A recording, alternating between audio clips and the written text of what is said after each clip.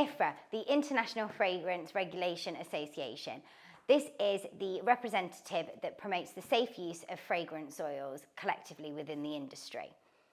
So you will need to know how to read an IFRA, because you need to know what percent of what fragrance oil you can use in the product that you're trying to create. So first of all, you want to head to our website. You want to find the fragrance oil that you're using. You want to go into the document section and you want to open up the IFRA. All of them are there, all of them are available for download, and all of them detail what percent you can use depending on the product that you're trying to create. So for the example of this video, I'm going to use Fairy Soft and Laundry Love. So you want to scroll down and you want to click on the IFRA. So you're going to open up the document and it's going to open up a 2-page document.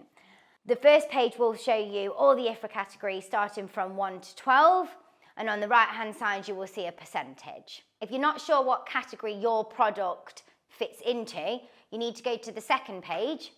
A cheeky little shortcut would be to use Control F on your computer. It will bring up a search box.